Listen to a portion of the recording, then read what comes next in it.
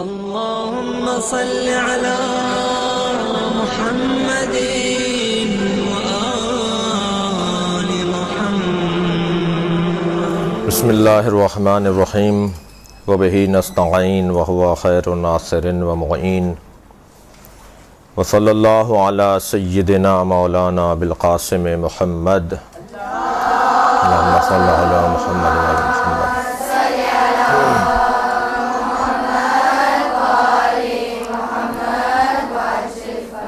وآلہ الطیبین الطاہرین المعصومین ولعنۃ اللہ علی اعدائہم اجمعین من یوم عداوتہم الی قیام یوم الدین.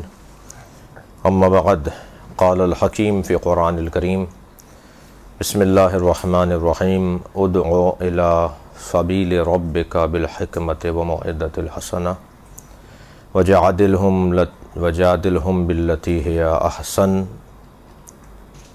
پروردگار عالم کا احسان عظیم ہے کہ اس نے ہمیں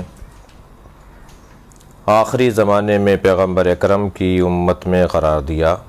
اس کے احسانات کی ایک طویل فہرست ہے، اس کے کرم کی، اس کی خاص عنایات کی ایک ہمارے اوپر طویل فہرست ہے، جس کا بیان، جس کی گنتی، جس کی شمارش ہمارے بس کی بات نہیں ہے. ان نعمتوں میں سے ایک نعمت یہ ہے کہ اللہ نے ہمیں آخری زمانے میں پیغمبر اکرم کی امت میں، آپ کا کلمہ پڑھنے والوں میں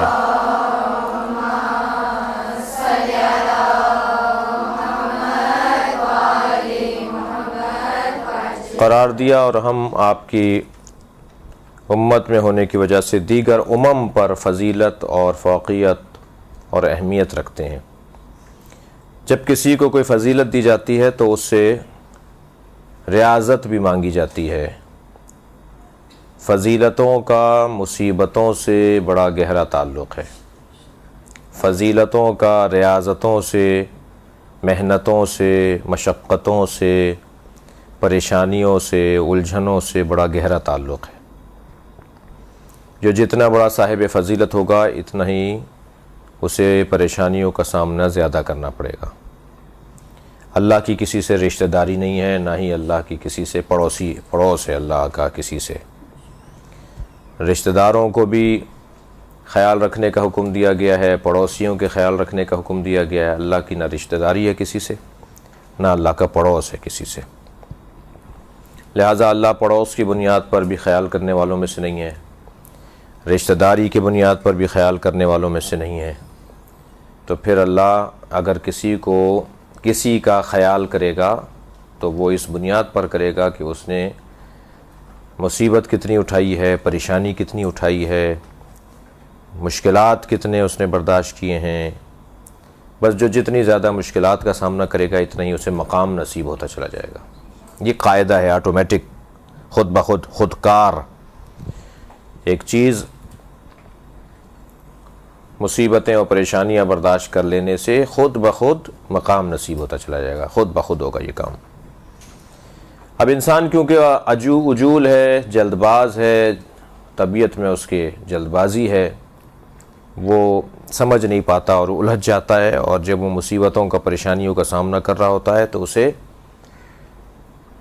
برداشت نہ ہونے کی وجہ سے وہ اس محنت کو ضائع کر دیتا ہے. اور اگر وہ برداشت کر لے، کچھ دن صبر کر لے، اس پریشانی کو گزار دے، تو پھر کچھ دن کے بعد اسے ایک خاص مقام نصیب ہوتا ہے. بس وہ جو کچھ دن تک برداشت کرنے والے لوگ ہیں وہ ہیں اصل میں بڑے لوگ، عظیم لوگ، صاحب مقام اور صاحب منزلت لوگ. لہٰذا ہمیں آخری زمانے میں قرار دے کر پروردگار عالم نے فضیلت زیادہ دی ہے، تو پھر خود بخود ہماری مصیبتیں اور پریشانیاں بھی زیادہ ہیں، مسائل بھی ہمارے زیادہ ہیں، الجھنیں بھی ہماری زیادہ ہیں. پہلی کلاس کا طالب علم مشکلات میں زیادہ ہوتا ہے یا پی ایچ ڈی کی کلاس کا طالب علم مشکلات میں زیادہ ہوتا ہے؟ یقیناً پی ایچ ڈی کی کلاس کا جو طالب علم ہے وہ زیادہ مشکل میں ہوتا ہے. اسے زیادہ پڑھنا پڑتا ہے، زیادہ دماغ لگانا پڑتا ہے، زیادہ وقت دینا پڑتا ہے، زیادہ اس کا خرچہ ہوتا ہے، زیادہ اسے الجھنوں کا سامنا کرنا پڑتا ہے. اسی طرح ہم اگر آخری امت میں ہیں، یعنی آخری زمانے میں ہیں اور نبی کی امت میں ہیں، تو ہمیں زیادہ مسائل کا سامنا ہے۔ پہلا مقدمہ تو یہ، پہلی بات تو یہ جو آپ سے کرنے کی تھی۔ پھر آخری امت میں بھی، آخری زمانے میں بھی ہم لوگوں نے اپنی مشکلات میں مزید اضافہ کر لیا، ہم نے اپنی پریشانیوں میں مزید اضافہ کر لیا علی ولی اللہ پڑھ کر۔ مولا علی کے شیعہ ہونے کے ساتھ، شیعہ ہونے کی وجہ سے ہم نے اپنی پریشانیوں میں اضافہ کر لیا۔ لا الہ الا اللہ کہنے والوں کی پریشانیاں تھیں، انہوں نے ایک اور جملہ کہہ کر محمد الرسول اللہ اپنی پریشانیوں میں اضافہ کیا، اور ہم نے اپنی پریشانیوں میں ان سے زیادہ اضافہ کر لیا علی ولی اللہ بول کر۔ کسی نے زبردستی ہم سے نہیں کہا تھا کہ ہم علی ولی اللہ بولیں، کوئی ہمیں زبردستی نہیں لے کر آیا کہ ہم شیعہ ہو جائیں۔ ہمارے بزرگوں نے، اور پھر اب ہم سمجھ رہے ہیں، یعنی خاص طور پہ آپ جو لوگ ہیں، وہ لوگ صرف بزرگوں کے بتائے ہوئے کام پر نہیں عمل کر رہے، بزرگوں نے جس لائن پہ ڈالا ہے اسے آپ سمجھ رہے ہیں، یقین حاصل کرنا چاہتے ہیں۔ اگر اطمینان نہیں ہوگا، یقین نہیں ہوگا، بات سمجھ میں نہیں آئے گی، کوئی کمزوری ہوگی، تو آپ پھر کوئی اور دوسرا رستہ دیکھیں گے، کوئی اور مذہب دیکھیں گے، کوئی اور مکتب دیکھیں گے۔ جہاں تشفی ہوگی، جہاں تحقیق تقاضا کرے گی، جہاں محنت و مشقت اور مطالعہ اور تحقیق تقاضا کرے گی، اس چیز کو آپ لوگ اپنا لیں گے۔ لہٰذا ہم لوگ جو ہیں اس وقت جو یہاں بیٹھے ہیں، ہم لوگ اپنی مشکلات میں اضافے کا اہتمام کر رہے ہیں، اور پھر اپنے لیے تسلی کا سامان بھی فراہم کر رہے ہیں کہ کیا کریں کہ ہمیں یہ تشفی رہے کہ ہم جہاں بیٹھے ہیں، جہاں ہیں، جس مکتب پر ہیں، جس مسلک پر ہیں، جس سوچ اور جس آئیڈیالوجی سے ہمارا تعلق ہے، جس طرز فکر سے ہمارا تعلق ہے، وہ طرز فکر بہترین ہے، اس سے بہتر نہیں ہے، اس سے اچھا نہیں ہو سکتا۔ اس کے علاوہ کہیں جائیں گے تو پشیمانی کا سامنا ہوگا، کسی اور سے ہم دوستی کریں گے تو ندامت کا سامنا ہوگا۔ کیا کریں کہ ہم اس مکتب پر اور اسی سوچ پر رہتے ہوئے اپنے دل کو بھی مطمئن کریں۔ اس کے لیے آپ تحقیق کر رہے ہیں، پڑھ رہے ہیں، مطالعہ کر رہے ہیں، اساتذہ سے استفادہ کر رہے ہیں۔ مگر اتنا ضرور ہے کہ ہم نے خود سے پریشانیوں کو مول لیا ہے۔ یہ ٹارگٹ کلنگ، یہ مشکلات، یہ پریشانیاں، یہ محرومیاں، یہ جگہ جگہ پر ہمارے ساتھ ظلم و زیادتی، عالمی سطح پر یا ملکی سطح پر، یہ سب اس وجہ سے ہے کہ ہم نے خود سے قبول کیا ہے۔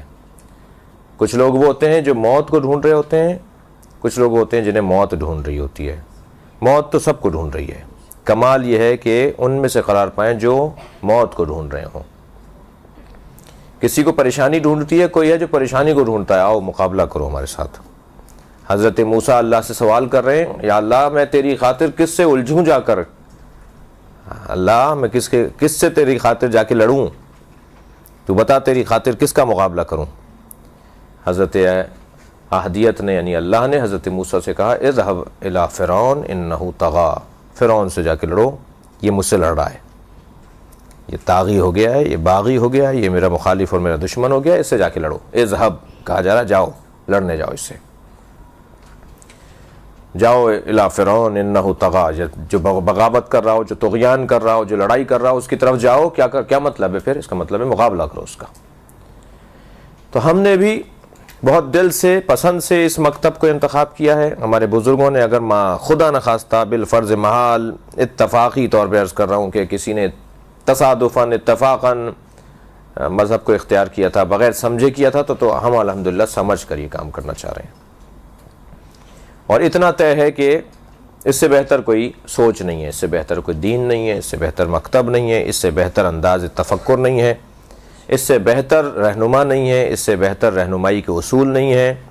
ہم بڑے ہی دھڑلے سے اور بڑے ہی اطمینان کے ساتھ کسی سے بھی ہم مناظرے کو چیلنج کر سکتے ہیں کہ ہم سے آ کے بات کرو، اس سے بہتر کوئی نہیں ہے، ہم سے آ کے بات کرو۔ ہم میرٹ پر بات کرنے والے لوگ ہیں، ہم اہلیت اور صلاحیت کی بنیاد پر جینے والے لوگ ہیں، ہم قابلیت کی بنیاد پر لوگوں کو جن کو مانتے ہیں قابلیت کی بنیاد پر مانتے ہیں، جس کی ایک موٹی سی مثال یہ ہے کہ حضرت آدم کو مسجود ملائکہ کس بنیاد پہ قرار دیا گیا؟ کیا سبب تھا کہ حضرت آدم فرشتوں سے افضل قرار پائے؟ وہ سبب تھا علم۔ علم میں حضرت آدم سبب بنا تھا۔ پوچھا تھا دونوں سے کہ تم بتاؤ ہؤلاء اسماء، یہ کیا ہیں؟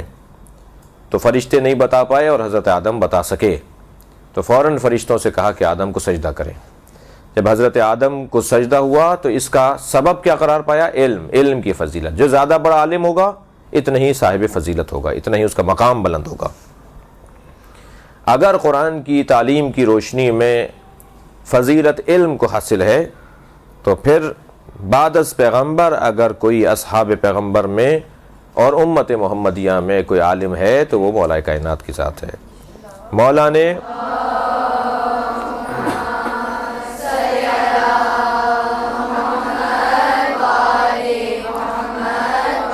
کسی سے سوال نہیں کیا، ہمیشہ مولا کائنات سے سوال کیا گیا۔ علی نے کسی سے جا کے مسئلہ نہیں پوچھا، اس لیے کہ علی مسئلہ پوچھنے میں کسی سے محتاج نہیں تھے۔ علی کے پاس قابلیت اور علمیت اتنی زیادہ تھی کہ علی سے لوگ پوچھتے تھے، مولا علی کسی سے نہیں پوچھتے تھے۔ حتیٰ آپ نے دیکھا کہ شورا کی جب میٹنگ ہوئی، یعنی خلافت کے تعین، پہلا دور حکومت گزرا، دوسرے دور حکومت گزرا، جب تیسرا دور حکومت اور دور خلافت آنے لگا تو 6 رکنی ایک کمیٹی اصحاب پیغمبر کی بن گئی تھی کہ جو طے کرے گی کہ اب خلیفہ کون ہے۔ تو اس میں بھی مولا کائنات نے جو اپنے بارے میں استدلال کیا تھا وہ یہی کیا تھا، کیونکہ شرط لگا دی گئی تھی کہ جو قرآن، سنت اور سیرت شیخین کے اوپر عمل کرے گا وہی خلیفہ بنے گا۔ تو اس وقت مولا علی علیہ السلام نے ارشاد فرمایا تھا کہ قرآن کو مجھ سے زیادہ بہتر کوئی نہیں جانتا، سیرت پیغمبر کو مجھ سے زیادہ بہتر کوئی نہیں سمجھتا، اور کسی اور کی سیرت پر عمل میں تب کروں کہ جب میری سیرت ان کی سیرت سے زیادہ کم ہو یا میری سیرت سے زیادہ ان کی سیرت بہتر ہو۔ میں کسی اور کی سیرت پہ عمل کرنے کے لیے اس لیے تیار نہیں ہوں کہ میرا عمل، میرا کردار، میری سیرت سب سے زیادہ روشن اور واضح ہے۔ تو یہاں مولا کائنات نے اپنی فضیلت کو بھی عنوان قرار دیا تھا اسی بنیاد پر کہ میں قابل زیادہ ہوں ان سے، میرے اندر فضیلت زیادہ ہے ان سے، علمی اعتبار سے بھی میں دوسروں سے زیادہ فضیلت رکھتا ہوں، کردار اور سیرت کے حوالے سے بھی میں دوسروں سے زیادہ مضبوط ہوں۔ اس لیے قاعدہ یہی ہے کہ جو زیادہ قابل ہوگا اس کی پیروی کی جائے گی، جو کم قابل ہوگا اس کی پیروی نہیں کی جائے گی، بلکہ وہ پیروی کرے گا اس کی کہ جو زیادہ قابل ہوگا۔ یہ دلائل ہیں، یہ موٹی موٹی سی باتیں ہیں۔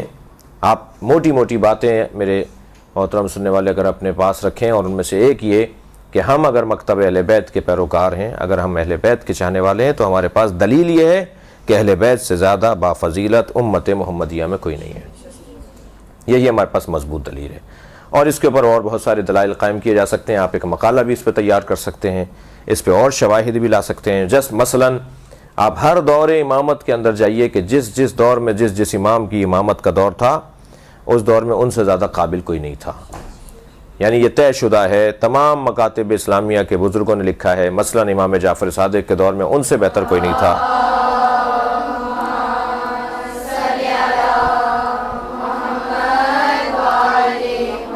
دیگر ائمہ کے ابھی ایسے ہی ان کے دور میں ان سے بہتر کوئی نہیں تھا، قابلیت میں ان سے زیادہ بہتر کوئی نہیں تھا۔ یہی دلیل ہے ہمارے مکتب کی حقانیت کی۔ مکتب ہمارا بہترین مکتب ہے، میں کتنا بہتر ہوں، مجھے کتنا اچھا اور ہونا چاہیے، یہ ایک علیحدہ بحث ہے۔ شیعت کا موضوع علیحدہ ہے، شیعہ کا موضوع علیحدہ ہے، اسلامی تعلیمات اور ہیں، مسلمانوں کی جو اعمال ہیں وہ علیحدہ موضوع ہے۔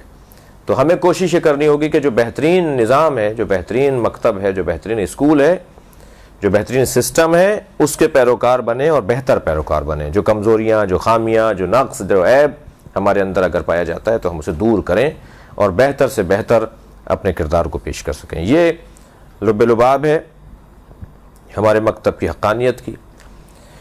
البتہ اس کے اندر بہت سارے اور بھی جس کو کہہ لیں مددگار پوائنٹ ہیں، سپورٹنگ پوائنٹ اور بہت سارے بن سکتے ہیں اس بات کے اوپر، اور ان میں سے ایک جناب زہرا کی فضیلت اور جناب زہرا کا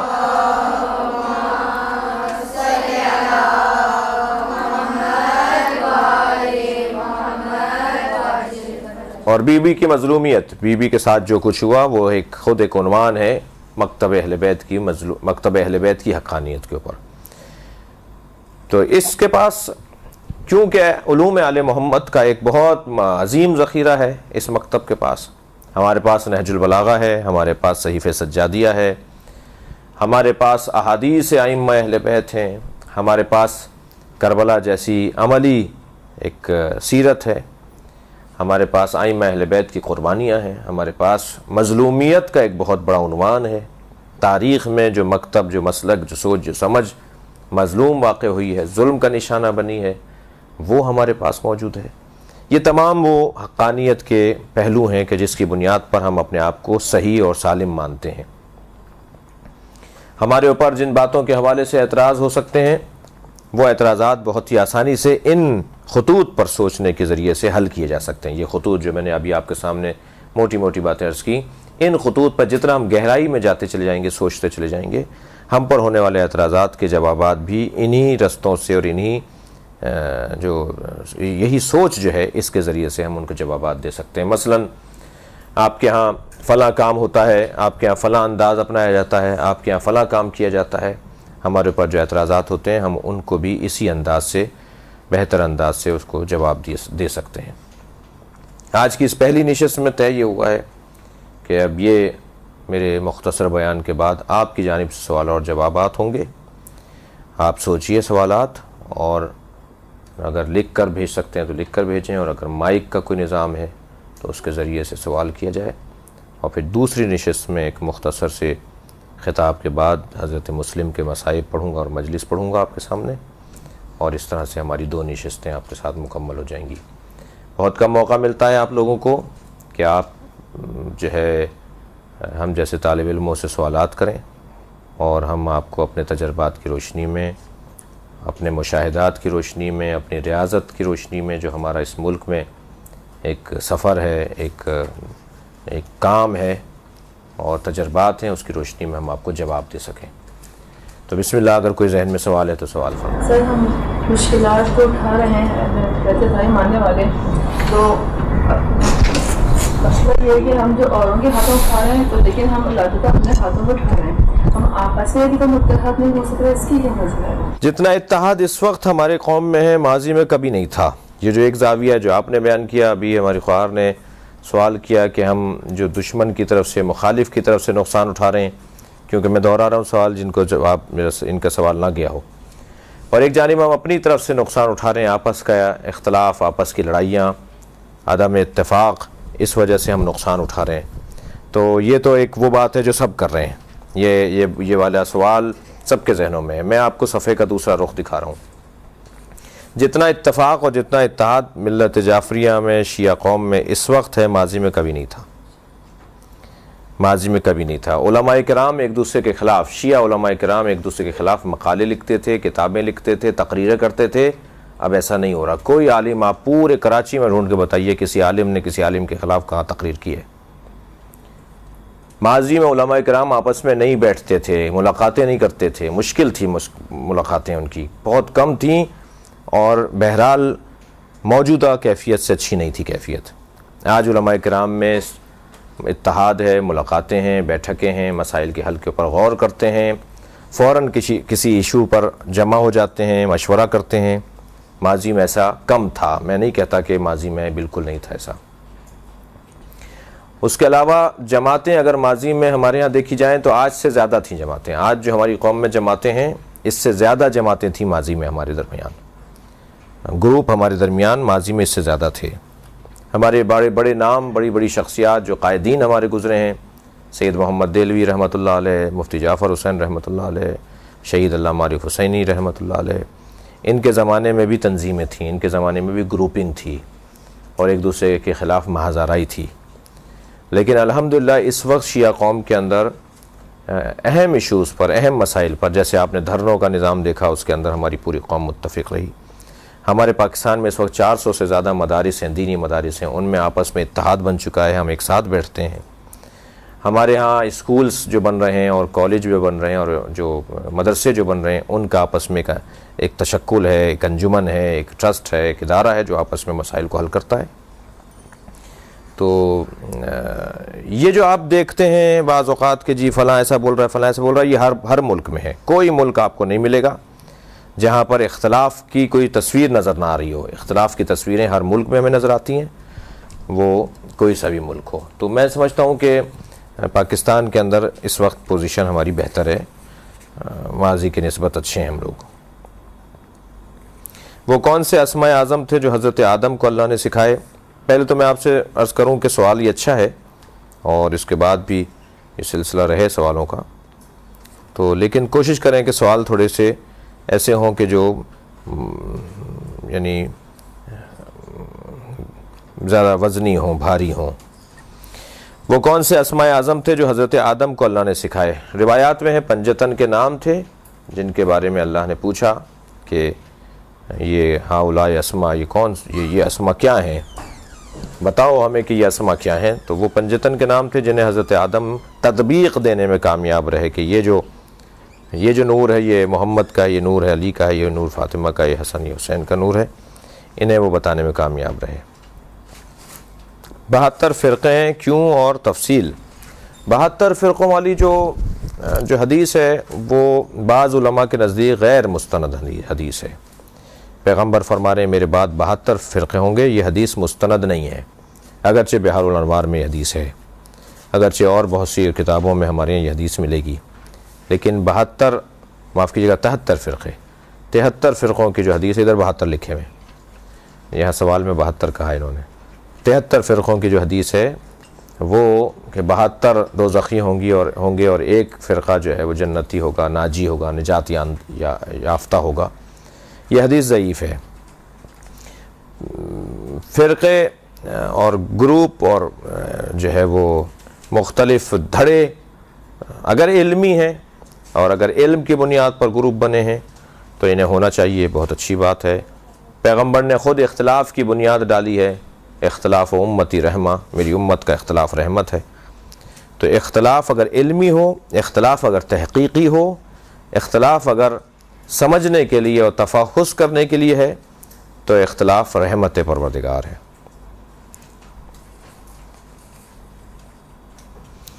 لوگ کہتے ہیں کہ ہماری اذانیں 3 ہوتی ہیں، اس کا جواب کیا دیا جائے؟ ہمارے ہاں اذانیں 3 ہوتی ہیں کیونکہ ہم نمازوں کو ملا کے پڑھتے ہیں۔ سوال یہ ہے کہ ہم کیونکہ تعداد میں دنیا میں کم ہیں اس لیے ہم سے سوال کیا جاتا ہے، جبکہ ہمیں سوال کرنا چاہیے اپنے دوستوں سے کہ پیغمبر اکرم نے نمازیں ملا کر پڑھیں، ظہر عصر کو پیغمبر نے ملا کے پڑھا اور علیحدہ علیحدہ بھی پڑھا، مغرب عشاء کو پیغمبر اکرم نے ملا کے پڑھا اور علیحدہ علیحدہ بھی پڑھا۔ تو ہم نے تو آج تک کسی کو نہیں کہا جو علیحدہ پڑھتے ہیں وہ غلط کرتے ہیں، لیکن ہم جو ملا کر پڑھتے ہیں تو اگر ہمیں یہ کہا جائے کہ ہم جو ملا کر پڑھتے ہیں ہم غلط پڑھتے ہیں تو یہ پیغمبر اکرم پر اعتراض ہے۔ پیغمبر اکرم نے دونوں طریقے پر عمل کر کے دکھایا تاکہ میری امت آسانی میں رہے۔ صحیح بخاری، صحیح مسلم، اہل سنت کی کتابوں میں روایت موجود ہیں۔ اب جب آپ کو 2 نمازوں کو ملا کے پڑھنا ہے تو اذان کا فلسفہ ہے اعلان، لوگوں کو آگاہ اور اطلاع کرنا کہ نماز کھڑی ہو رہی ہے، جماعت کھڑی ہو رہی ہے۔ تمام فقہی کتابوں میں اذان اعلام اور ہے، اذان للصلاۃ اور ہے، نماز کی اذان اور ہے اور اعلان کی اذان اور ہے۔ تو لاؤڈ اسپیکر پر جو اذان کہی جاتی ہے وہ اذان کہی جاتی ہے اعلام کی اذان، یعنی اعلان کی اذان۔ اعلام بھی لفظ صحیح ہے میم کے ساتھ اور نون کے ساتھ، اعلان بھی لفظ صحیح ہے۔ اور پھر جب لوگ سب اعلان سن کر جمع ہو جاتے ہیں تو پھر دوسری نماز کے لیے ہمارے ہاں اقامت کہہ لی جاتی ہے، اور اگر اذان بھی کہی جائے مطلق ذکر کی نیت سے تو وہ بھی صحیح ہے، اس کے لیے لازم نہیں ہے کہ اسے لاؤڈ اسپیکر پر کہا جائے، کیونکہ جنہیں بلانا تھا انہیں بلا لیا گیا اور انہیں پتہ ہے کہ اب سب جمع ہوں گے تو دونوں نمازوں کو ایک ساتھ پڑھیں گے۔ عورتوں کا دھرنوں میں جانا کیسا ہے؟ جیسے ہماری شیعت کے مطابق ہوں جن میں ہماری ضرورت ہو۔ عورتوں کا دھرنوں میں جانا یا کسی بھی احتجاج میں جانا یا کسی بھی ریلی میں جانا جہاں قومی فریضہ بنتا ہو، قومی ذمہ داری بنتی ہو، اپنی حمیت، غیرت، اپنے اتحاد کا ثبوت اس کا لازمہ قرار پائے، جس سے قوم کو تقویت پہنچے، جسے ملت کو اعتماد ملے، تو جہاں مردوں کا جانا ضروری ہے وہاں عورتوں کا جانا بھی روکا نہیں گیا ہے، انہیں منع نہیں کیا گیا ہے۔ بعض اوقات ان کے جانے سے تقویت ملتی ہے، بعض اوقات ان کے جانے سے اور زیادہ بہتر وقار سامنے آتا ہے۔ آج کل سننے میں آ رہا ہے کہ زنجیروں کا ماتم کرنا یا ویسے ماتم کرنا غلط ہے، یہ بتائیے کہ ماتم کرنا ٹھیک ہے؟ ماتم کے بارے میں ہمارے پاس دلائل بہت زیادہ ہیں۔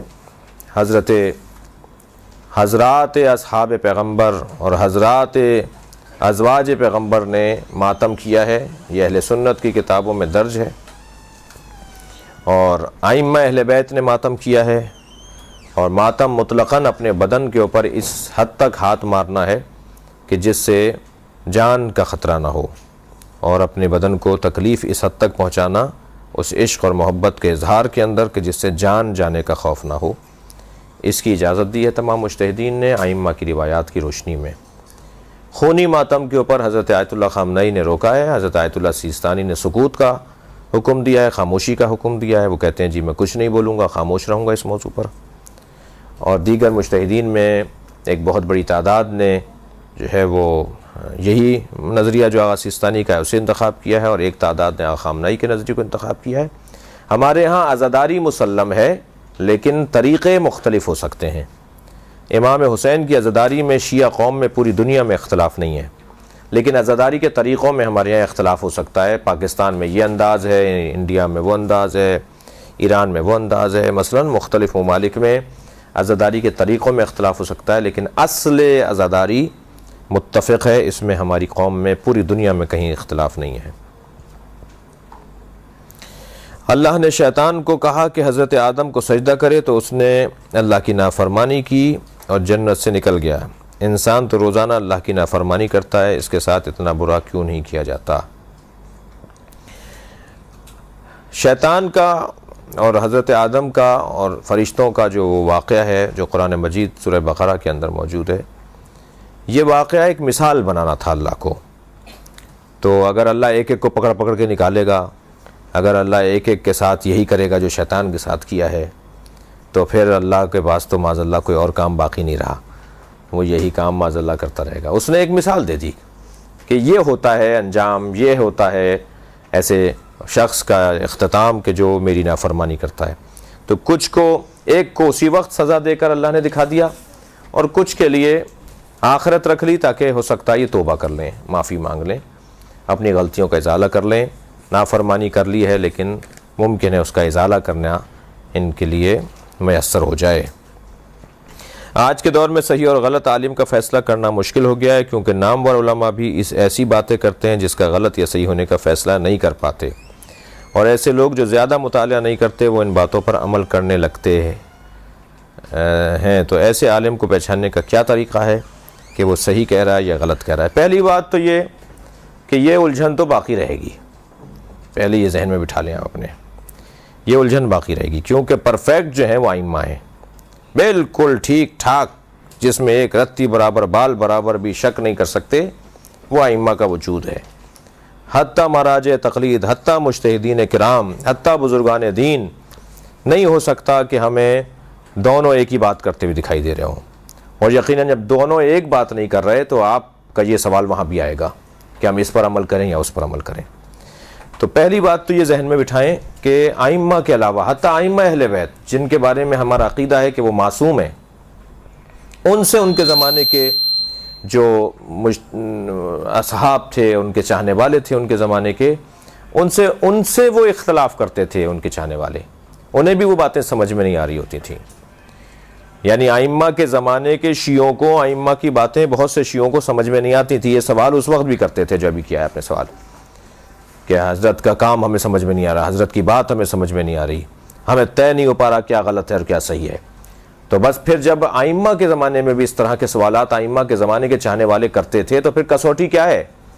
کسوٹی اور پیمانہ کیا ہے؟ کسوٹی اور پیمانہ جو وہاں تھا وہ واضح اور روشن اور بہت ہی صاف ستھرا ہے، اور یہاں اس سے ہمیں مدد مل سکتی ہے۔ وہاں کیا تھا؟ وہاں پیمانہ یہ تھا کہ معصوم ہے، اور معصوم کے بات پر بات نہیں کی جاتی، معصوم ہے، معصوم کی اطاعت کی جاتی ہے۔ ہمیں اگر سمجھ میں نہیں آ رہا کہ یہ غلط کہہ رہے ہیں یا یہ صحیح کہہ رہے ہیں تو ہمیں اپنے آپ کو سمجھانا ہے کہ کیونکہ کہنے والا معصوم ہے ہم غلط ہو سکتے ہیں، یہ غلط نہیں ہو سکتا۔ یہ قاعدہ ائمہ کے یہاں تھا۔ ہمارے ہاں یعنی علماء کرام یعنی غیر معصوم کے ہاں یہ کیا قاعدہ کیسے بنے گا؟ زیادہ سے زیادہ قابلیت کی بنیاد پر، اور قابلیت کا تعلق صرف علم سے نہیں ہے، قابلیت کا تعلق تین موٹی موٹی باتوں سے ہے: علم، عمل اور بصیرت۔ اگر کسی عالم دین میں یہ تین چیزیں موجود ہیں، علم میں وہ پختہ ہو، کہاں سے پڑھیں یہ آپ کا حق ہے پوچھنا، کتنا عرصہ پڑھیں، کتنی تعلیم حاصل کی ہے یہ جاننا آپ کا حق ہے، یعنی آپ سے مراد جو بھی اس الجھن میں مبتلا ہے جو سوال ہے۔ اور عملی طور پر ان کے قول میں اور ان کے فعل میں، ان کے گفتار میں، ان کے کردار میں، ان کے معاملات میں کتنا فرق ہے عملی طور پر، یہ سمجھنا ایک پیروی کرنے والے اور ایک ماننے والے کے لیے بہت ضروری ہے۔ اور تیسری چیز وہ ہے بصیرت. بہت ساری آپ کو ایسی شخصیات دکھائی دیں گے کہ جو عالم بہت اچھے ہیں, متقی پرہیزگار بھی پہلے درجے کے ہیں, مگر بصیرت ان کے ہاں نہیں پائی جاتی, سمجھداری نہیں پائی جاتی, معاملہ فہمی نہیں پائی جاتی, حکمت اور دانائی نہیں پائی جاتی, فیصلہ کرنے میں جذباتی ہو جاتے ہیں, جلد باز ہو جاتے ہیں, غصہ ان پہ غالب ہے, جی جلدی فیصلہ کرتے ہیں, غسیل ہیں. تو صاحب بصیرت اور حلیم اور بردبار اور صاحب فضیلت ہونا, عالم, عامل اور صاحب بصیرت. اگر کسی عالم میں یہ تین صفتیں واضح نظر آ رہی ہوں تو وہ بہتر ہے ان علماء سے کہ جن کے ہاں ان تینوں چیزوں میں کمزوری دکھائی دے رہی ہے. واضح ہے بات؟ کوشش ہے کہ اپنے بچوں کو امام زمانہ کا سپاہی بناؤں, لیکن مدرسے کی تعلیم دلوانا محال ہے. لوگ اپنے حالات کے سدھار کے لیے امریکہ, کینیڈا کی کوشش کرتے ہیں, ایران, مدینہ, نجف جانے کی کیوں نہیں؟ یہ غلط تو نہیں ہے؟ یہ دو علیحدہ باتیں ہیں. ایک تو بات یہ ہے کہ میں اپنے بچوں کو امام کا سپاہی بنانا چاہتی ہوں تو مدرسے کی تعلیم محال ہے. میں نہیں سمجھ رہا اس وقت ماشاءاللہ آپ مدرسے میں ہی بیٹھے ہوئے ہیں, اس وقت مدرسے کی تعلیم ہی کا حصہ ہے ہماری گفتگو اور ہماری آج کی ہمارا یہ اجتماع. اس لیے کیسے محال ہے, کیا مراد ہے؟ میں سمجھتا ہوں کہ اس کو ذرا زیادہ اس پہ زیادہ پریشان نہ ہو ہماری یہ بہن جس نے بھی یہ لکھا ہے. جیسے آج یہاں آئی ہیں ایسے دوبارہ بھی آ سکتی ہیں, اپنے بچوں کو بھی یہاں بھیج سکتی ہیں, یا ان کے گھر کے قریب اگر کوئی اس طرح کا کوئی نظام ہے تو اسے جو ہے وہ اس سے استفادہ کر سکتے ہیں. فرما رہے ہیں کہ اپنے حالات کو بہتر کرنے کے لیے کینیڈا اور امریکہ کا رخ کرتے ہیں لوگ, ایران اور نجف کیوں نہیں جاتے؟ اگر دین, تقوی, پرہیزگاری, انسانی اقدار, تہذیب کا تحفظ ممکن ہے تو امریکہ, کینیڈا بھی اللہ کی زمینیں ہیں, وہاں جانا بھی شرعی طور پر ممانعت نہیں ہے. اگر آپ اپنے دین کو محفوظ رکھ سکتے ہیں, اپنے تقوی کو محفوظ رکھ سکتے ہیں, اپنی انسانیت کو محفوظ رکھ سکتے ہیں. اور نجف اور مدینہ اور ایران اور ان علاقوں کے اندر کیونکہ دینی ماحول ہے اور مادی طور پر یہ علاقے کمزور ہیں, مادی طور پہ, دنیاوی طور پہ یہ علاقے مضبوط نہیں ہیں, لہٰذا اس طرف لوگ اس لیے رخ نہیں کرتے. فرما رہے ہیں کہ ہمیں کیوں منع کیا جاتا ہے کہ اہل سنت کے سامنے ان کے خلیفاؤں کو برا نہ کہا جائے, جبکہ انہوں نے تو بہت برا کیا. اہل سنت کے, اہل بیت کے ساتھ انہوں نے بہت برا کیا, جبکہ ہم وہابیوں کے سامنے اور کھلم کھلا یزید پر لعنت بھی بھیجتے ہیں. پہلی بات تو یہ کہ جب آپ کسی جگہ پر رہ رہے ہوں کہ جہاں آپ سے ہٹ کر بھی کوئی سوچتا ہو, آپ سے ہٹ کر بھی کوئی عقیدہ رکھتا ہو, تو آپ کو اس کا احترام کرنا ہوگا, اسے آپ کا احترام کرنا پڑے گا. اس کا احترام تقاضا کر رہا ہے کہ وہ جس کا احترام کرتا ہے ہم اس کے بارے میں ایسی کوئی بات نہ کہیں کہ جو اسے برا لگے. تو برا کہنا اور تبرہ کرنا یہ ضروری تو نہیں ہے. آپ اس کے ساتھ بیٹھیں, اس سے بات کریں کہ بھئی آپ جنہیں بڑا مانتے ہیں, ہم نے یہ کتاب میں پڑھا ہے, ذرا ہمیں سمجھا دو کیا لکھا ہوا ہے, یا آپ کی کتاب میں لکھا ہوا ہے کہ یہ ان میں سے فلاں صاحب نے ایسا کیا. یہ ایک علیحدہ بات ہے. اور برا بھلا کہنا, لعن طعن کرنا, تبرہ کرنا, بری بات کرنا, ایسا لفظ بولنا کہ جو اس کو برا لگے, یہ ایک علیحدہ بات ہے. کسی کو سمجھائے بغیر اگر آپ اس کو کوئی ایسی بات کہیں گے کہ جو بغیر سمجھے ہوئے وہ سن رہا ہوگا تو یقیناً وہ رد عمل دکھائے گا جس کا نتیجہ برا ہے.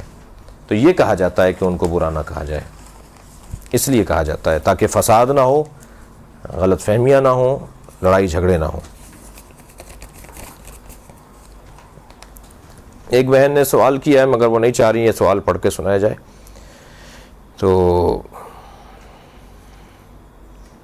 اس کا جواب یہی ہے کہ یہ جو آپ کی پریشانی ہے یہ پریشانی برداشت کرنی پڑے گی, اور اس کے برداشت کرنے پہ خاص ثواب آپ کو ملے گا. ہم سے پہلی امتوں پر گناہوں کا عذاب نازل کیے جاتے تھے فوراً, مگر ہم لوگ تو بہت سے گناہ سر انجام دیتے ہیں, پھر بھی عذاب نازل کیوں نہیں ہوتا؟ کیا آپ کو پریشانی ہے عذاب نازل کروانے کی؟ اللہ کا شکر ادا کریں کہ نہیں ہوتا عذاب نازل. نبی کے ہوتے ہوئے اللہ نے عذاب روک دیا ہے نا, تاکہ ہمیں پریشانیاں زیادہ اٹھانی پڑ رہی ہیں تو یہ کہ انعام دیا اللہ نے ہمیں کہ تمہیں توبہ کرنے کا موقع دیا جا رہا ہے. میں پارا چلا گئی تو گئی تھی اور وہاں پر ڈھول کی آواز کے ساتھ ماتمداری کی جا رہی تھی، کیا جائز ہے یا پھر لوگوں کی لا علمی ہے؟ ہر وہ موسیقی کا اوزار جو لہو و لعب پہ استعمال نہ ہو رہا ہو اس کا استعمال حرام نہیں ہے۔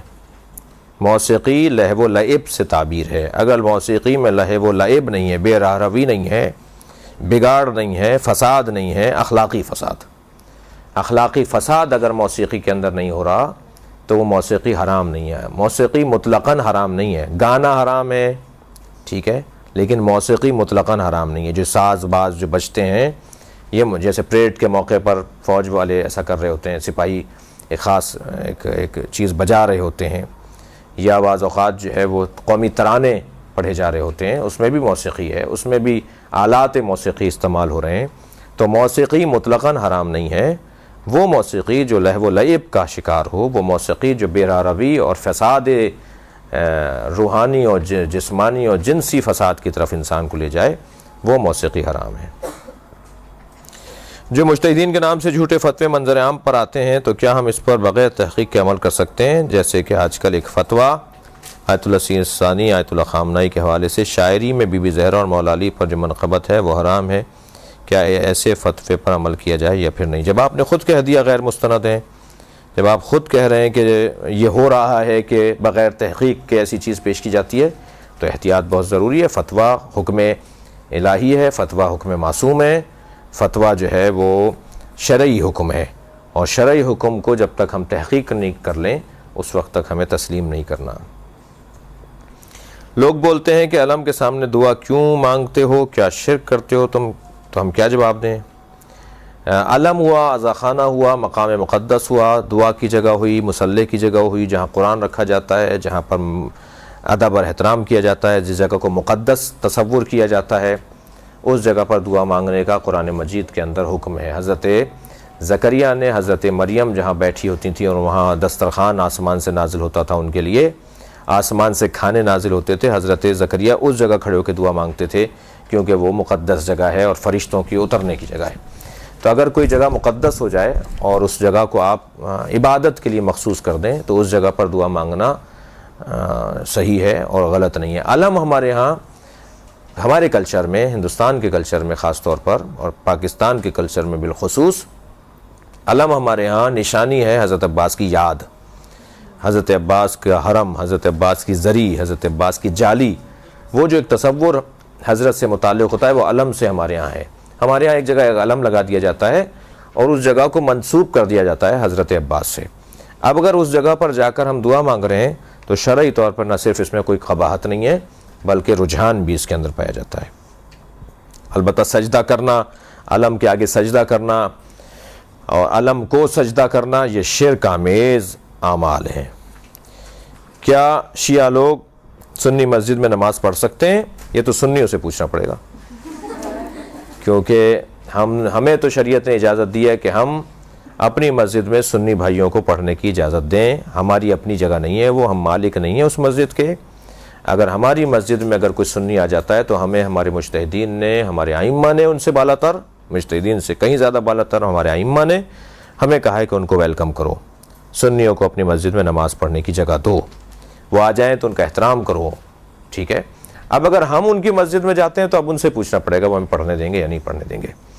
تو اب الحمدللہ امید ہے کہ پاکستان کی فوج نے، پاکستان کی ریاست نے جو ذرا اپنی ذمہ داری کی ادائیگی شروع کی ہے، تو اس ذمہ داری کی ادائیگی کے نتیجے میں پاکستان میں جو آزادی ہو گئی تھی، تشدد کی آزادی ہو گئی تھی، عدم برداشت عام ہو گیا تھا اور تحمل مزاجی کا فقدان ہو گیا تھا، وہ امید ہے کہ اب آئندہ بہتر ہو جائے گا۔ اعوذ باللہ من الشیطان الرجیم،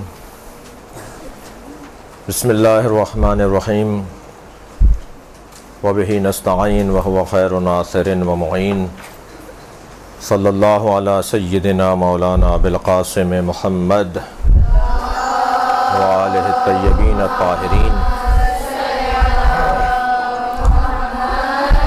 ولعنۃ اللہ علی اعدائہم اجمعین من یوم عداوتہم الی قیام یوم الدین، اما بعد۔ قال الحکیم فی قرآن الکریم، بسم اللہ الرحمن الرحیم، ادعو الی سبیل ربک بالحکمت وموعظۃ الحسنہ وجادلہم باللتی ہی احسن۔ پروردگار عالم اپنے دین کی طرف، اپنے رستے کی طرف دعوت کی پیغمبر کو تعلیم دے رہا ہے۔ بلاؤ میرے رستے کی طرف، اپنے رب کے رستے کی طرف دعوت دو، مگر یہ دعوت، یہ پکار، یہ ارشاد، یہ تبلیغ، یہ خطابت، یہ واعظ، یہ نصیحت بالحکمہ، حکمت کے ذریعے ہونی چاہیے، سمجھداری کے ساتھ ہو، دانائی کے ساتھ ہو، معاملہ فہمی کے ساتھ ہو، ہوشیاری کے ساتھ ہو، حکمت کے ساتھ ہو، اور بلانے والے کو پتہ ہونا چاہیے کہ میں جسے بلا رہا ہوں اسے مجھے کیسے بلانا ہے۔ بالحکمہ، حکمت کے ساتھ بلاؤ۔ انداز تمہارا حکیمانہ ہونا چاہیے، انداز تمہارا مصلحانہ ہونا چاہیے، تمہارا انداز ہمدردی کا ہونا چاہیے، تمہارا انداز حریصانہ ہونا چاہیے۔ حریص ہو جاؤ کسی کو اچھا بنانے میں۔ تمہیں جب لوگوں کو بلانا ہے تو اس انداز سے بلاؤ کہ تم گویا ان کے بہت مخلص ہو، ان سے بہت سچے ہو، ان سے بہت پیار کرتے ہو، جنہیں تم سبیل رب کی طرف، اپنے رب کے رستے کی طرف بلا رہے ہو۔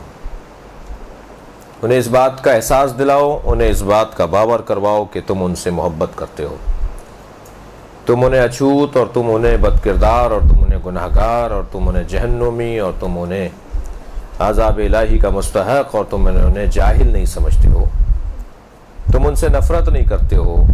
تمہارے بلانے میں انداز ایسا نہ ہو کہ تم یہ احساس دلا دو کہ تم انہیں جاہل سمجھتے ہو، پلید سمجھتے ہو، گندہ سمجھتے ہو، گناہگار سمجھتے ہو، جہنمی سمجھتے ہو، برا سمجھتے ہو۔ کبھی بھی ڈاکٹر مریض سے نفرت نہیں کرتا بلکہ مرض سے نفرت کرتا ہے۔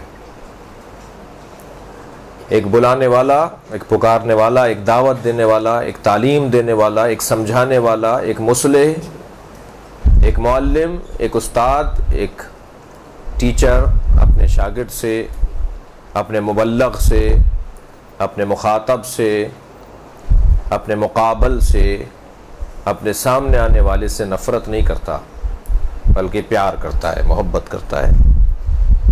لہذا پیغمبر اکرم کی صفات میں سے بھی ایک صفت ہے حریص علیکم بالمؤمنین رؤوف الرحیم۔ پیغمبر کی صفت یہ ہے کہ میرا پیغمبر لقد جاءکم رسول من انفسکم حریص علیکم، آیت یہ ہے۔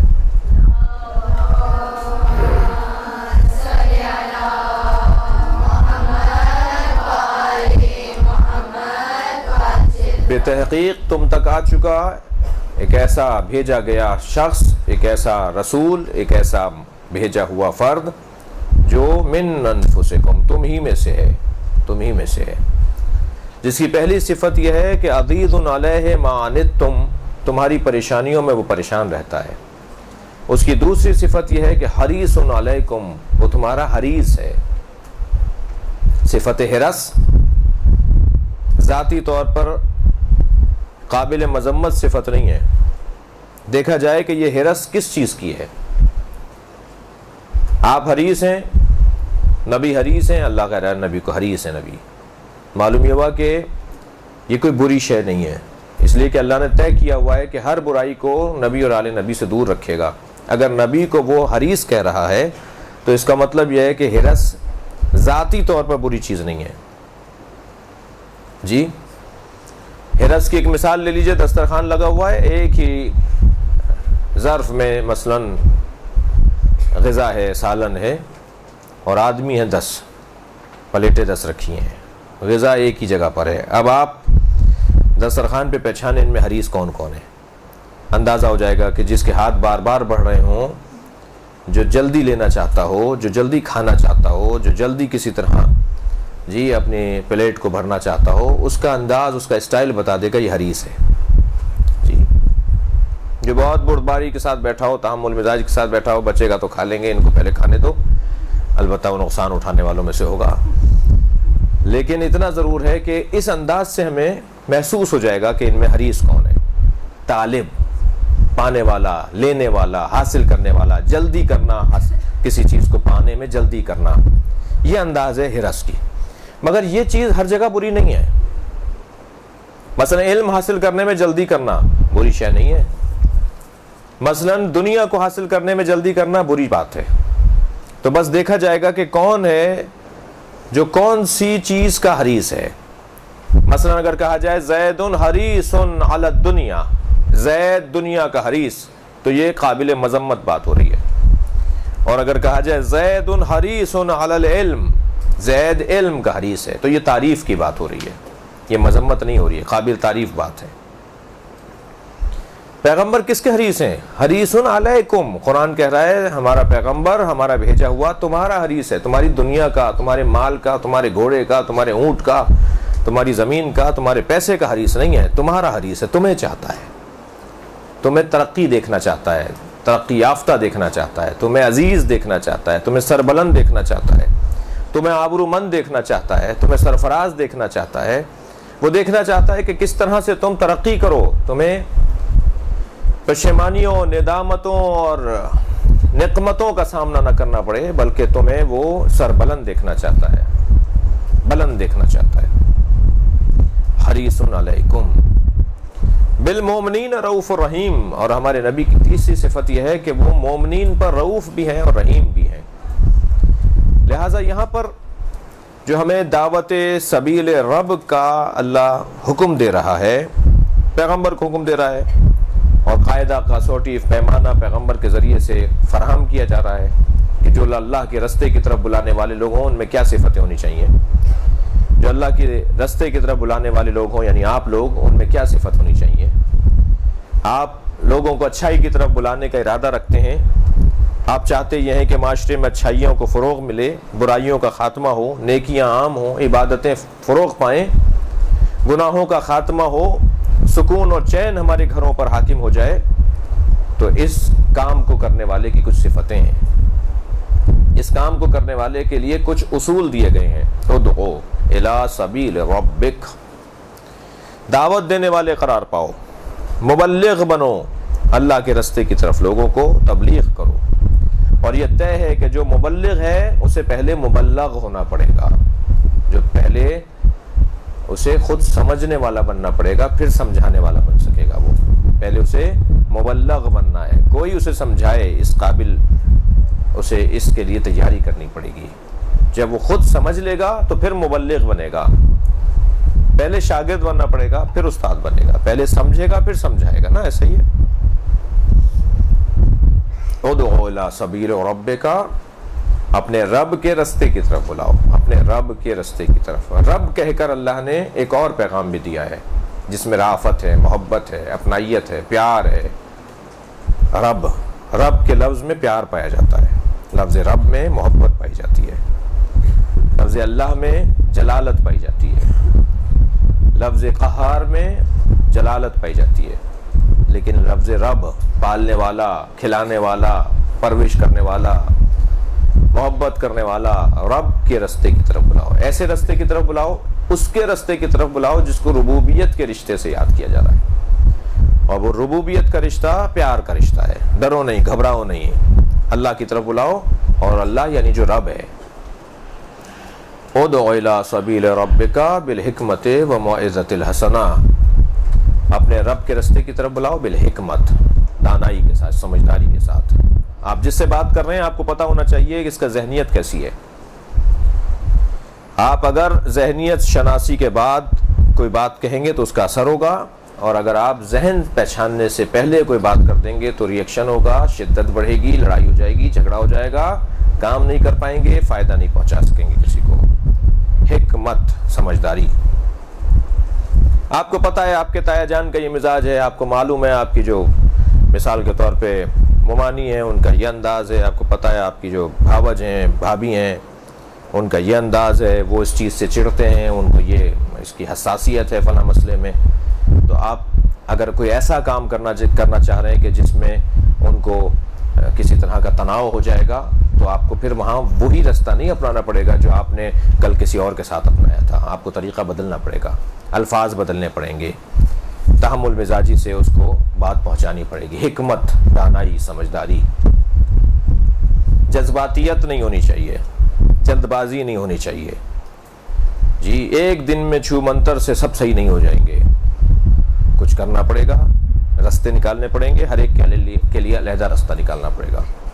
بالحکمہ وموعظۃ الحسنہ، اور واعظ حسن، اچھا واعظ، اچھی نصیحت۔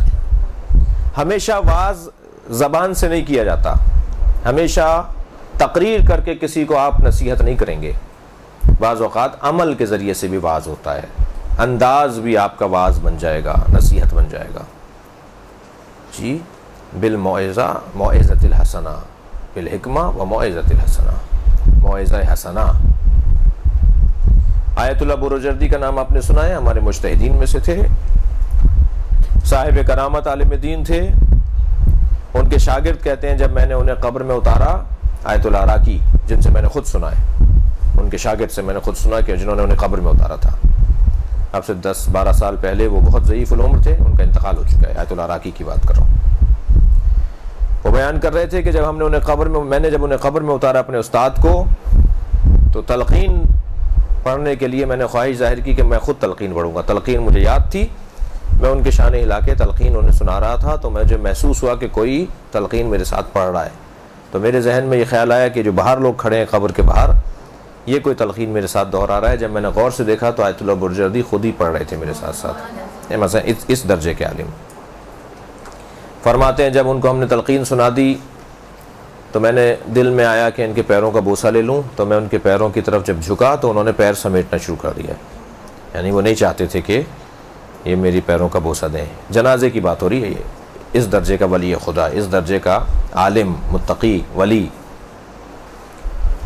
آیت اللہ العظمیٰ سید محمد حسین بروجردی کے استاد کا کتنا بڑا مقام ہوگا، یقیناً بڑا مقام ہوگا نا۔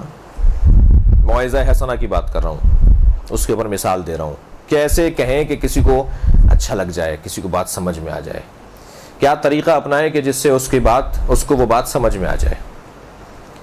آیت اللہ بروجردی کے استاد ہیں آیت اللہ جہانگیر قشقائی۔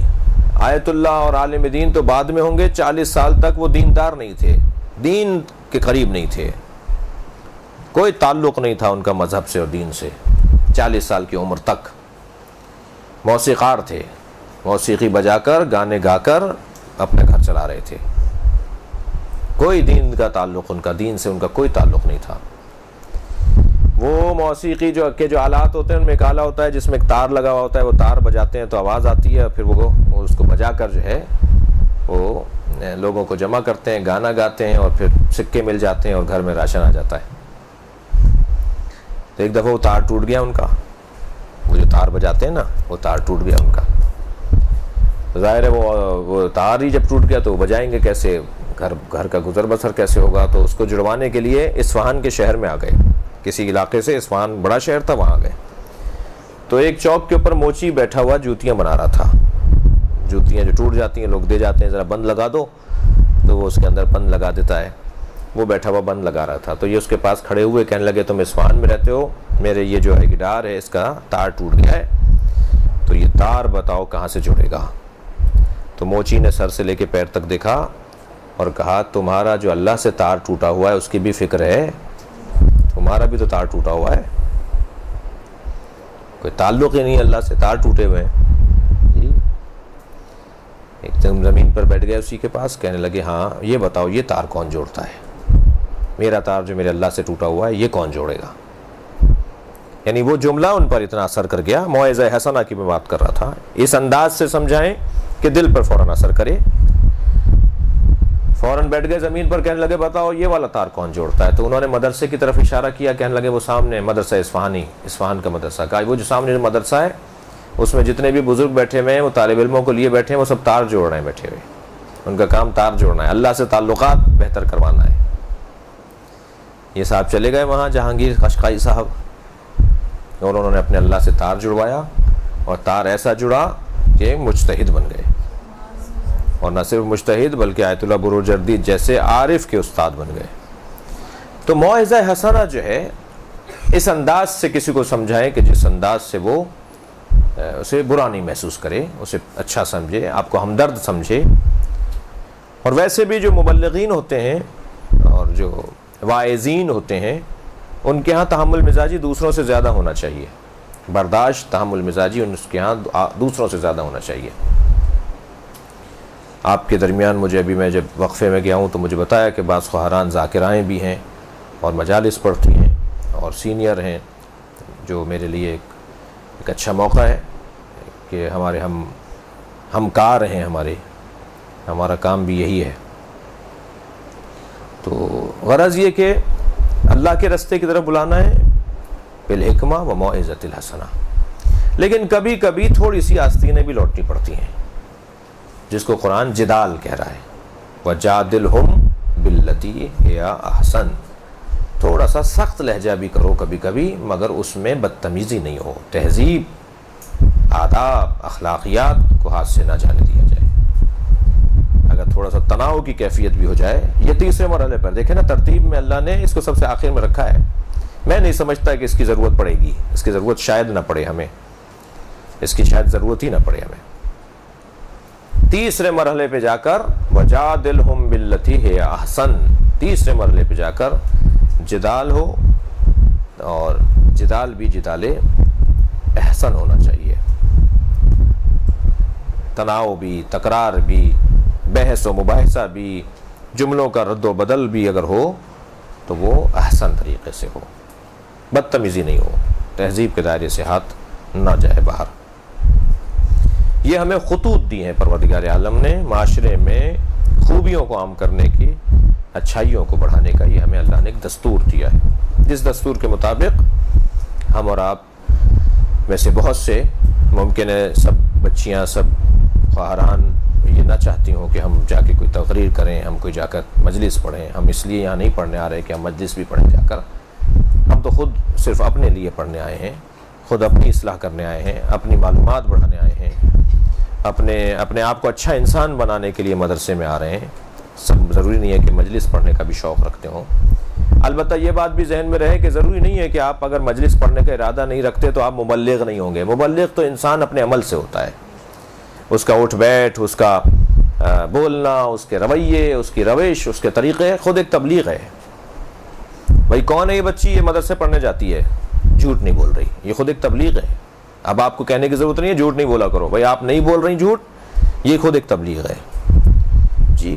غیبت نہیں کر رہی، یہ خود ایک تبلیغ ہے۔ کسی کے لیے برا نہیں سوچ رہی، یہ خود ایک تبلیغ ہے۔ آپ کو کہا آپ کے کزن بچی نے، آپ کی عزیز نے کہ چلو فلاں کو ایسے تکلیف دیتے ہیں، فلاں کو تنگ کرتے ہیں، تو آپ نے کہا نہیں یہ بری بات ہے، اللہ رسول اس کو پسند نہیں کرتے، ائمہ اس کو اچھا نہیں سمجھتے، تو یہ خود آپ کا اس کے کہنے پر عمل نہ کرنا، برا کام نہ کرنا، اس برائی کی طرف نہ جانا، یہ خود ایک تبلیغ ہے نا۔ ضروری تو نہیں کہ آپ تقریر کریں گی تو کسی کو سمجھائیں گے، یہ عمل آپ کا خود ایک تبلیغ ہے۔ لہذا ایک بہت بڑی ذمہ داری ہے، دینی نمائندے ہیں، آپ کا حلیہ، آپ کا لباس، آپ کا اسکارف، آپ کا مقنا، آپ کی چادر، آپ کے موزے، آپ کے دستانے، آپ کا عمومی جگہوں پر بناؤ سنگھار کے ساتھ نہ جانا، آپ کا وقت پہ عبادت، بہت سارے اچھے کاموں کی طرف آپ کا عملی طور پر آپ کا چلنا، یہ خود ایک چلتی پھرتی ایک تبلیغ ہے، ایک گھومتی پھرتی ایک تبلیغ ہے۔ اور یقیناً جو اللہ کے دین کی طرف لوگوں کو اپنے عمل کے ذریعے سے بلاتے ہیں، جو اپنے کردار کے ذریعے سے لوگوں کو اپنے اللہ کے دین کی طرف بلاتے ہیں، ان کا مقام اللہ کے نزدیک بلند ہے۔ یہ ذہن میں رہے آپ کو کہ جس کا مقام اللہ کے نزدیک بلند ہوتا ہے، اللہ اسے تکلیف میں مبتلا کرتا ہے، اس لیے کہ جس سے اللہ کو پیار ہوتا ہے، اللہ اسے اور ترقی دینا چاہتا ہے، اور مشکلات میں ڈالنا چاہتا ہے۔ من طلبنی فقد وجدنی ومن وجدنی فقد عرفنی ومن عرفنی فقد عشقنی ومن عشقنی فقد قتلتہ۔ جس نے مجھے طلب کیا اس نے مجھے پا لیا، جس نے مجھے پا لیا اس نے مجھے پہچان لیا، جس نے مجھے پہچان لیا وہ میرا عاشق ہو گیا، جو میرا عاشق ہو گیا میں اسے قتل کر دیتا ہوں۔ اللہ کہہ رہا ہے یہ جی۔ بعض بچیوں نے سر اٹھا کے دیکھا یہ کیا ہوا آخر میں جی۔ جو مجھے ڈھونڈتا ہے میں اسے مل جاتا ہوں، جو مجھے پا لیتا ہے وہ میری معرفت حاصل کرتا ہے، جو میری معرفت حاصل کر لیتا ہے وہ میرا عاشق ہو جاتا ہے۔ اور جو میرا عاشق ہو جاتا ہے انا قتلتہ، میں اسے قتل کر دیتا ہوں، میں اسے مار دیتا ہوں۔ ومن انا قتلتہ فعلی دیتہ، اور جسے میں قتل کرتا ہوں اس کی دیت بھی میرے اوپر ہے، میں نے قتل کیا ہے نا تو دیت بھی میں دوں گا، بدلہ بھی مجھ سے ہی لیا جائے گا۔ جو مارتا ہے اسی سے بدلہ لیا جاتا ہے نا، جو قتل کرتا ہے اسی سے بدلہ لیا جاتا ہے۔ اللہ حدیث قدسی میں کہہ رہا ہے جسے میں قتل کر دیتا ہوں اس کی دیت بھی میرے اوپر ہے، وَأَنَا دِيَتُهُ، اور میں خود اس کی دیت بن جاتا ہوں، یعنی میں اس کا ہو جاتا ہوں۔ پھر بہت بڑا مقام ہے یہ عرفاء کا، اولیاء الہی کا مقام ہے۔ اتنا طے ہے کہ جو اللہ سے محبت کرتا ہے اللہ اسے پریشانی میں مبتلا کرتا ہے اور اسے مضبوط کرتا ہے اور مضبوط کرتا ہے۔ اب یہ سفر جو مضبوطی کا ہے، کبھی انسان اس مطلوب کیفیت پر پہنچنے سے پہلے ہی مر جاتا ہے، اس کے دن پورے ہو جاتے ہیں، اور کبھی مطلوب کیفیت پر پہنچ کر اس کا اس دنیا سے رخصت ہوتی ہے۔ اور یہ ایک سفر ہے، اور اس سفر میں اگر کسی کا دم نکل جائے تو وہ طالب علم شمار ہوتا ہے، اور جو طالب علمی کے دور میں مرتا ہے اسے شہید کا درجہ دیا جاتا ہے۔ وہ قیامت میں شہداء کی صف میں کھڑا کیا جائے گا، بھائی اسے تو کوئی گولی نہیں لگی تھی، یہ تو کسی بم دھماکے میں نہیں زخمی ہو کے مرا تھا، یہ شہیدوں کے ساتھ کیوں لائے جا رہے ہیں یہ صاحب؟ معلوم یہ ہوا یہ طالب علم تھے اپنی زندگی میں، دین کے طالب علم تھے، اور دین کا طالب علم اگر طالب علمی کے زمانے میں مر جائے تو اسے قیامت میں شہید اٹھایا جائے گا۔ فرشتے جس کے پیروں کے نیچے پر بچھائیں اسے دین کا طالب علم کہا جاتا ہے۔ لہذا بہت بڑا مقام ہے آپ لوگوں کا۔ جب مقام بلند ہے تو جی پریشانیاں بھی بلند ہیں، الجھنیں بھی زیادہ ہیں، اچھوت بھی ہو جائیں گے بعض اوقات رشتہ داروں میں، ارے بھائی اتنی سی بچی، یہ کیا تم بواؤں کی طرح اور اماؤں کی طرح تم کپڑے پہن کے آ گئیں؟ جی اس طرح کے جملے تانے کو سننے کو ملیں گے۔ جی یہ کیا تم پہن رہی ہو؟ بیٹا آزاد رہو۔ بہت سارے آپ کے رشتہ داروں میں، آپ کے پڑوسیوں میں، آپ کے ملنے والوں میں آپ سے یہ بھی ممکن ہے کہیں، لیکن ایک جہاد ہے، ایک مسلسل ایک جہاد کی کیفیت ہے، اپنے نفس کو مارنے کی کیفیت ہے، اور اپنے رب کو خوش کرنے کی بات ہے۔ ہمارا رب ہم سے اس انداز سے خوش ہوگا، ائمہ اس انداز سے خوش ہوں گے۔ جو اس انداز سے حکمت اور دانائی سے زندگی گزارتا ہے وہ بظاہر مار دیا جاتا ہے، وہ بظاہر پریشانیوں کا سامنا کرتا ہے، مگر 1000 سال گزرنے کے بعد بھی، 1400 سال گزرنے کے بعد بھی اس کا نام جب لیا جاتا ہے تو گردنیں تعظیم میں جھک جاتی ہیں، اس کو یاد رکھا جاتا ہے، اس کی تعظیم کی جاتی ہے۔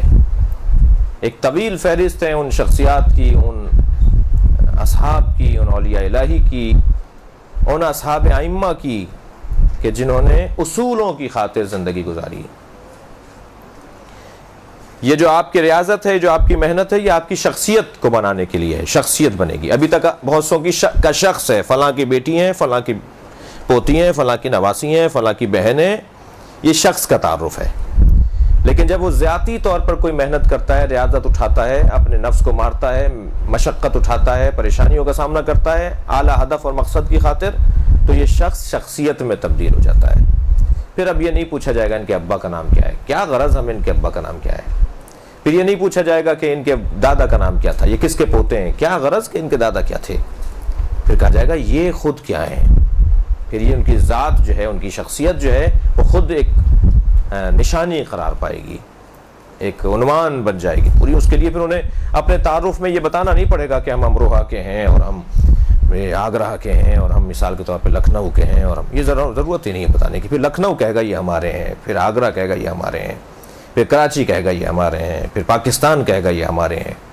ٹھیک ہے، ایک مرتبہ تو کہا جاتا رہا کہ یہ فلاں جگہ سے تعلق رکھتے ہیں، اب وہ جگہ کہے گی یہ ہمارے ہیں۔ تو یہ جو تبدیلی آ گئی، ایک مرتبہ یو ٹرن ہو گیا، ایک مرتبہ رستہ دوسرا ہو گیا۔ یہ کیوں ہو گیا؟ یہ شخص کا سفر شخصیت تک پہنچا ہے، ذاتی زندگی قومی زندگی میں اور الہی زندگی میں تبدیل ہو گئی۔ اب ایسا شخص یقیناً ریاضت کے بغیر ممکن نہیں ہے کسی کے لیے۔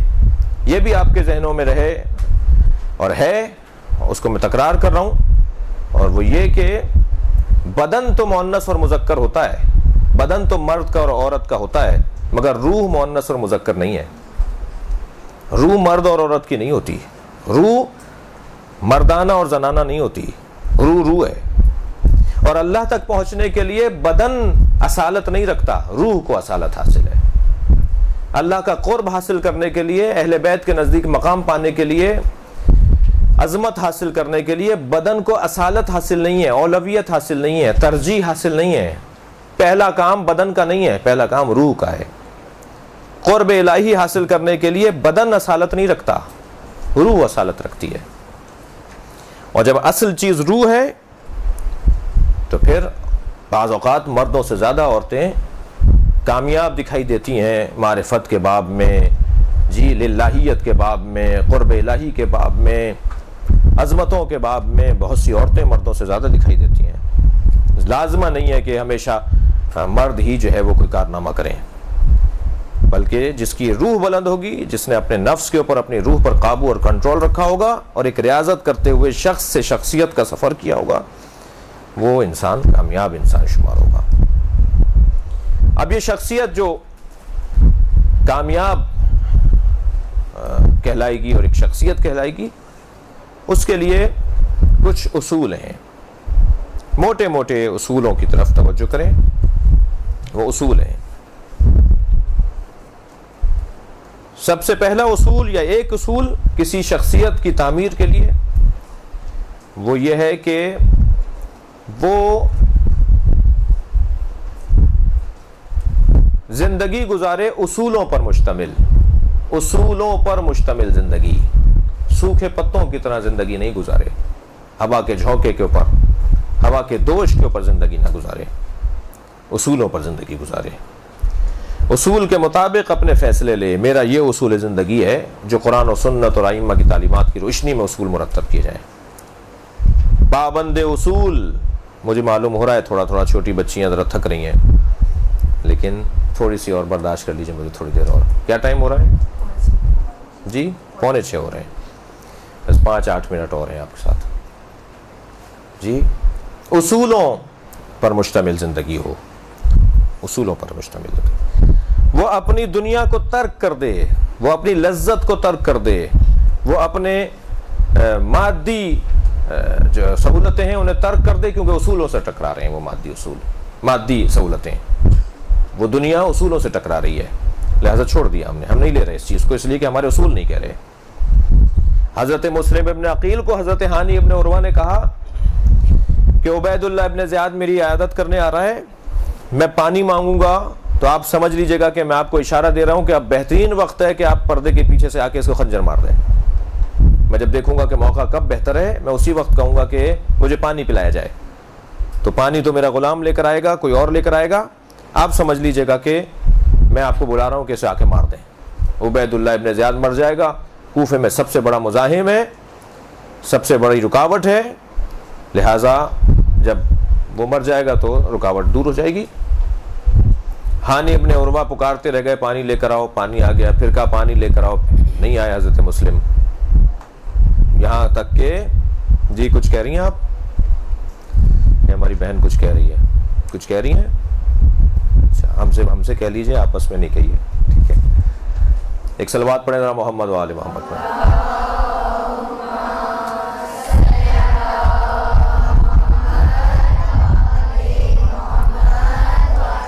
سب نے صلوات نہیں پڑھی بھائی.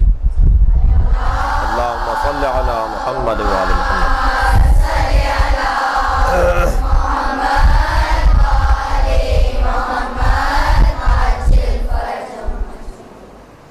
حضرت مسلم نہیں آئے مارنے کے لیے خنجر. جب عبید اللہ ابن زیاد چلا گیا تو حضرت مسلم سے حضرت ہانی ابن عروہ رضوان اللہ تعالیٰ علیہ نے کہا کہ میں آپ کو اشارہ دیتا رہا، بلاتا رہا، آپ کیوں نہیں آئے؟ تو آپ نے فرمایا ہم خاندان پیغمبر کے لوگ کسی کو دھوکہ دے کے نہیں مارتے. وہ دھوکہ دے کے مار رہے ہیں، وہ دھوکہ دے کے مار رہے ہیں. عبید اللہ جب آیا تھا نا کوفے میں، امام حسین کے کپڑوں میں آیا تھا، امام حسین کا حلیہ بنا کر آیا تھا. سارا کوفہ سمجھ رہا تھا امام حسین آ گئے. وہی ہرے رنگ کا ماما باندھ کے، وہی ہرے رنگ کا رومال ڈال کے، اسی انداز سے جیسے امام حسین گھوڑے پر بیٹھے آ رہے ہوں. لوگوں نے یہ سمجھا حسین آ گئے کوفے میں. لیکن ہانی جناب مسلم نے اسے قتل نہیں کیا. فرمایا کہ ہم اہل بیت کے گھر کے لوگ، ہم رسول کے خاندان کے لوگ کسی کو دھوکہ دے کے نہیں مارتے. اصول ہے نہیں ہے. اصول پر پابندی کرنے والا شخص نقصان اٹھاتا ہے وقتی طور پر، مگر 1400 سال گزرنے کے بعد ان کا نام لیا جاتا ہے تو گردنیں جھک جاتی ہیں، ان کی تعظیم میں لوگ کھڑے ہو جاتے ہیں، ان کے نام کی تعظیم میں لوگ کھڑے ہو جاتے ہیں، ان کے نام کے ساتھ علیہ السلام لکھا جاتا ہے۔ اصولوں کا پابندی۔ شخصیت کی تعمیر میں ایک اصول، شخصیت کی تعمیر میں دوسرا اصول۔ آپ سب شخصیت بنانے کی کوشش میں ہیں، ہم سب شخصیت بنانا چاہتے ہیں، ہم سب کچھ مقام پانا چاہتے ہیں اللہ کے نزدیک، اور اللہ کے نزدیک مقام بن جائے گا تو خود بخود معاشرہ بھی ہمارا احترام کرے گا۔ دوسرا اصول حالات کی تبدیلی، توجہ چاہوں گا میں اس جملے پر، حالات کی تبدیلی میں ترجیحات کا تعین، حالات کی تبدیلی میں ترجیحات کا تعین۔ جملہ ذرا مشکل اگر ہے کسی بچی کے لیے تو میں اس کو یوں کہوں کہ جب حالات تبدیل ہوتے ہیں تو کیا کرنا چاہیے، کن حالات میں کیا کرنا چاہیے۔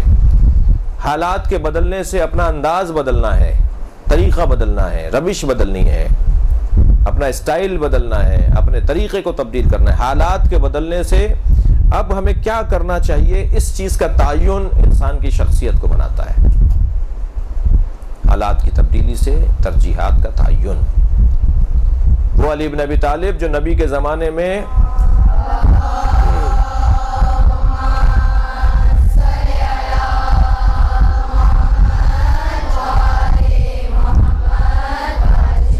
دسیوں جنگوں میں مولا نے اپنے زور بازو کو اور اپنی تلوار کی دھار کو ثابت کیا، وہ حالات کے بدلنے سے تقریباً 25 سال تک خاموش رہے گھر میں۔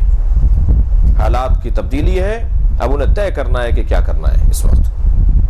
25 سال، وہی علی جو 25 سال تک تلوار نہیں اٹھا رہے، جس کو تلوار اٹھانے کا جو ہے وہ ایک خاص مہارت حاصل ہے، 25 سال تک تلوار نہیں اٹھا رہے، اور 25 سال کے بعد جب تلوار اٹھا رہے ہیں تو ویسے ہی تلوار چلا رہے ہیں جیسے 25 سال پہلے چلائی تھی، اور فرما رہے ہیں میرے بازوؤں میں بھی زور کم نہیں ہوا ہے، میری تلوار کی کاٹ بھی کم نہیں پڑی ہے۔ اور پھر یہ جو اب تلوار انہوں نے چلائی ہے وہ بالکل ہی نرالا انداز ہے، بالکل ہی مختلف ہے۔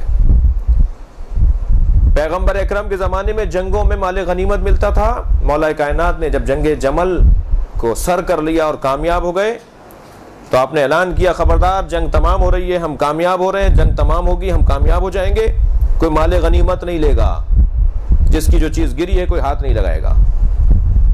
بعض صحابہ نے کہا یا علی آپ سنت پیغمبر سے روگردانی کر رہے ہیں، یہ پیغمبر کی سنت ہے کہ جنگوں کے اختتام پہ جو لوگ ہارنے والے ہوتے تھے، جو ناکام ہوتے تھے، ان کے جو گھوڑے، ان کے سامان، ان کے زیورات، ان کے کپڑے، ان کی چیزیں، ان کے خیموں میں ان کے رکھا ہوا سامان، وہ تو بھاگ جاتے تھے یا مر جاتے تھے جنگ جب ختم ہوتی تھی۔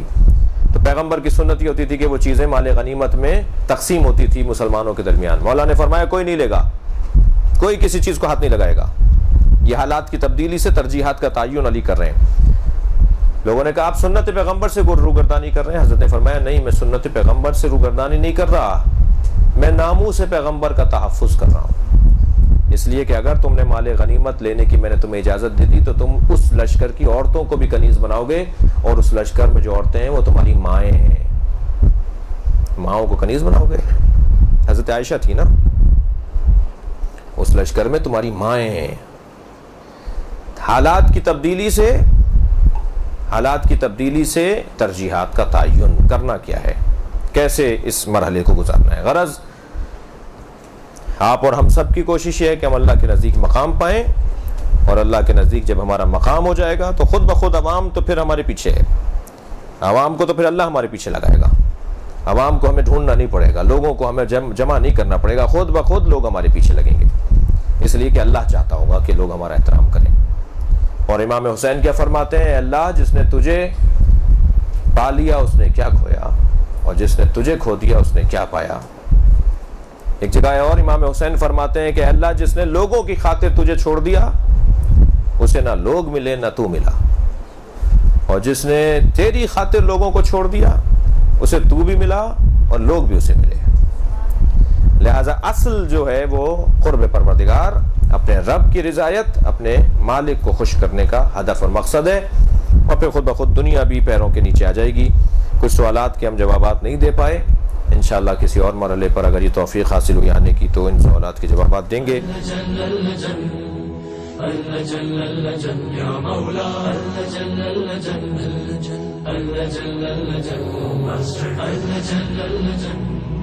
اللجن يا صاحب السماء اللجن